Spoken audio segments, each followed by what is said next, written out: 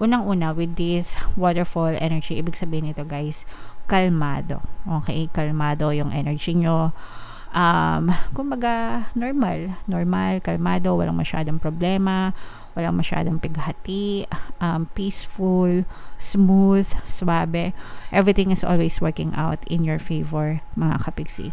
And kung feeling nyo naman, kapiksi, hindi naman totoo yan, hindi ako nakakaranas ng kalmado ngayon. Actually, puro problema nga ako ngayon. Huwag kayong mag-alala guys, kasi magiging maayos din ang lahat.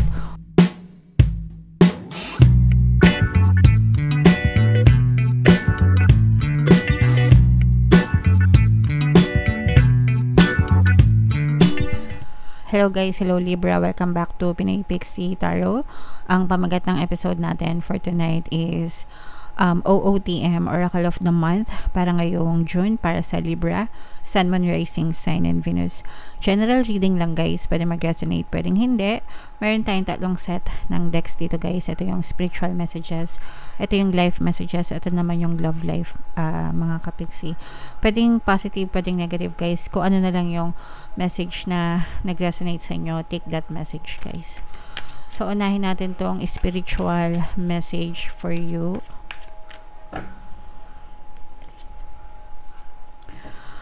Take a break mga kapiksi, no? So napapanahon guys, bali for some of you guys pwedeng kakatapos nyo lang magpahinga kasi 'di ba nag-summer ganyan. Usually yung mga outing, yung mga bakasyon, yung mga leave sa trabaho nangyayari, nagaganap kapag summer kasi madali magbiyahe kapag summer, no? Pero if in case na gusto nyo pang humabol mga kapiksi, wala namang rules, no, na summer lang pwedeng magbakasyon. Anytime guys na feel nyo na kailangan nyo ng pahinga, bakasyon, do so mga kapiksi, no? A life's work, not a session, not a season. Get off the treadmill. Kailangan nating magpahinga guys, no?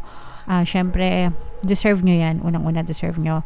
Pangalawa, equally important yan para makapag-recharge kayo ng inyong energy. Sometimes sobrang stress na kayo sa mga trabaho nyo, sa mga obligasyon nyo sa buhay, sa mga problema, no, sa mga pasanin na dinadala natin. Iba-iba lang naman, pare-parehas naman tayo guys, may responsibilities, no? Even yung mga kids, 'di ba? Syempre sila ang responsibilidad nila yung pag-aaral lang nila, 'di ba? Pero tayong mga adults, syempre mas marami tayong responsibilities compared to them, 'di ba? Pero kanya-kanya lang ng degree, kanya-kanya lang ng level mga kapingsi. Whatever, kahit ano pa yung case nyo guys, mas maganda kung bigyan nyo yung sarili nyo ng time na makapagpahinga para makapag-recharge kayo ng energy, and kapag balik nyo, mas maaari kayong mas maging productive pa, mas magiging, kumbaga, mas magiging pakinabang kayo guys, okay?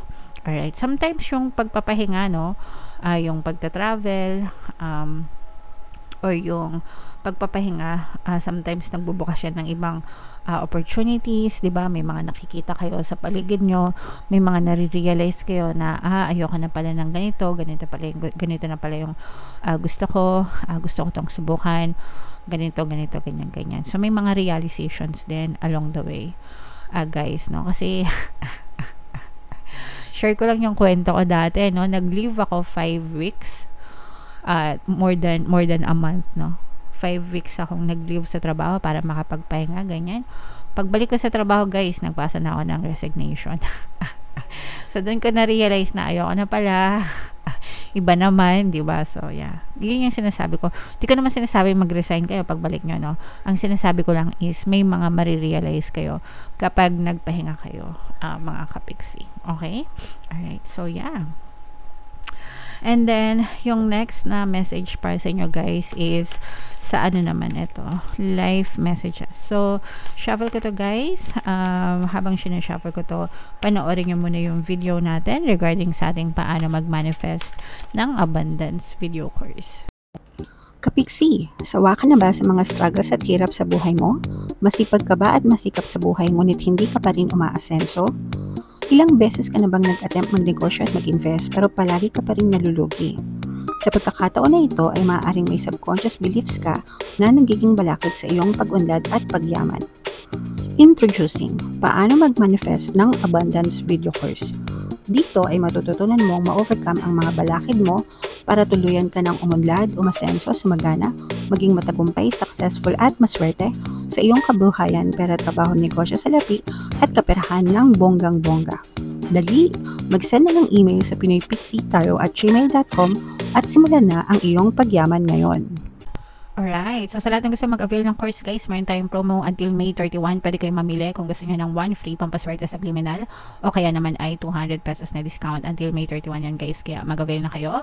And meron din tayong email coaching, manifest your desires using the law of attraction. If meron kayo, guys, na specific na gusto nyong i-manifest sa love and relationship, sa money or career, pwede kayong magpabook ng email coaching session with me.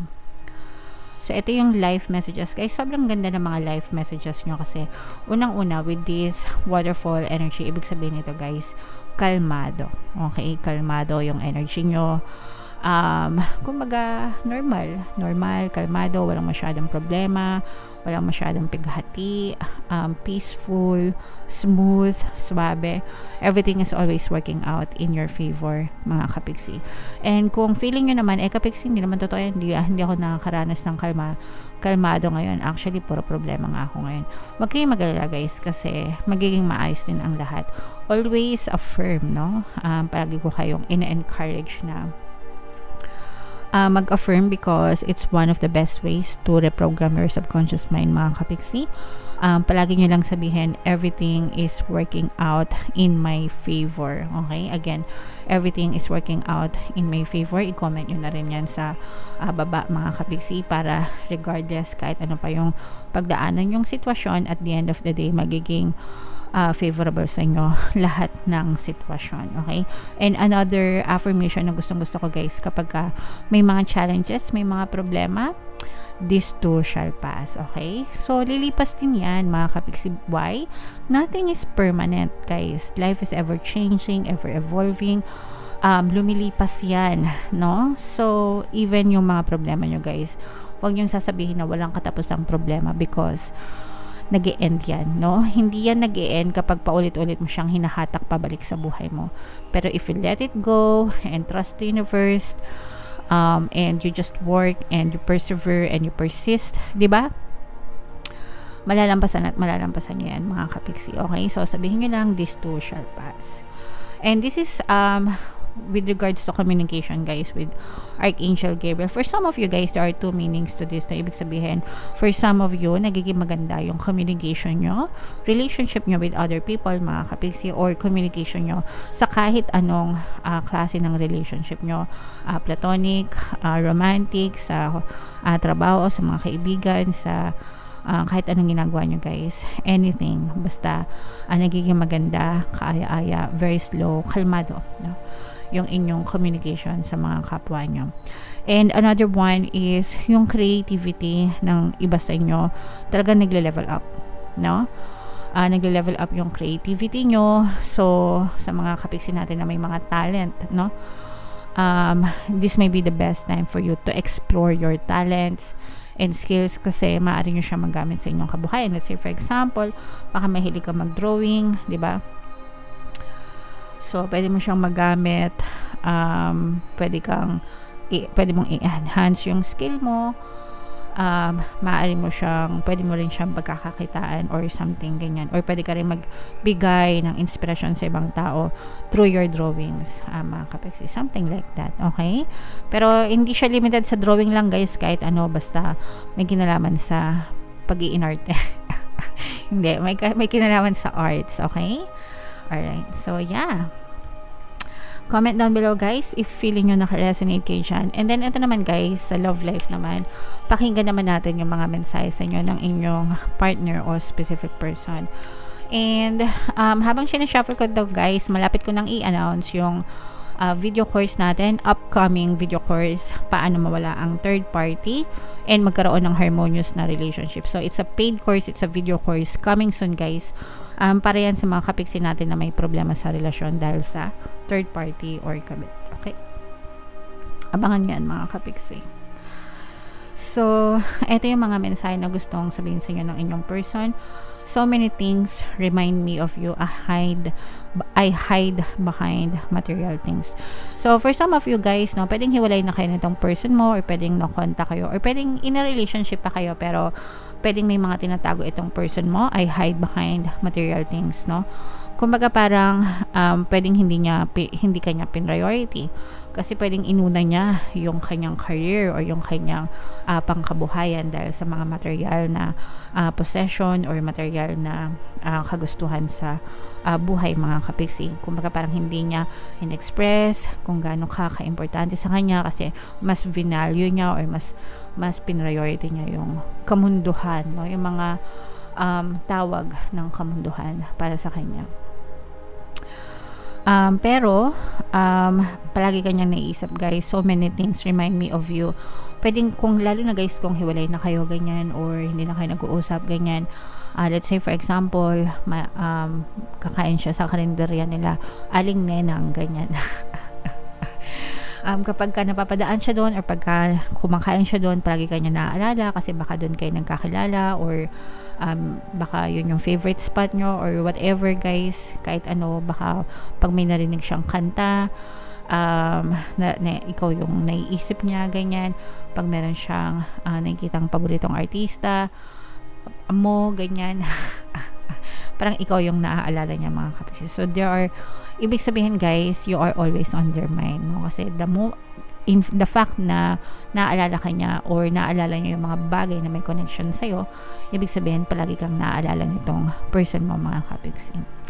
So applicable to, guys, kahit anong status, pwedeng hiwalay, pwedeng no contact, pwedeng in a relationship pero hindi na masyado nag-uusap, or kahit na okay yung relationship nyo, pwedeng ganyan din yung mga nais niyang sabihin sa'yo. Okay? Alright, so yeah. Kung gusto nyo mamiss kayo ng person nyo, guys, no, meron tayong subliminal, pampamiss, tsaka pampabalisa. I-combo nyo, guys. Super ganda nung combo na yon. Talagang kahit anong mangyari, hindi kayo mawawala sa isip ng person nyo. Magkakaroon ng mga eye bags yan, kakaisip sa inyo, mga kapiksi. Alright? Okay. So yeah, comment down below, guys. Ito yung mga comment down below kung saan kayo naka-resonate. Dito ba sa life, dito sa spiritual, dito ba sa life, or dito ba sa love life, guys. Comment down below. Ito yung ating mga pampaswerte, subliminals. Pakinggan nyo, mga kapiksi, para makatulong sa inyo. And ito naman yung ating success stories ng paano mag-manifest ng abundance with your course. Click here to subscribe, guys, and click here to join our membership program. Thank you for liking, sharing, and subscribing. See you again next time. I love you all, guys. Have a nice day. Bye-bye.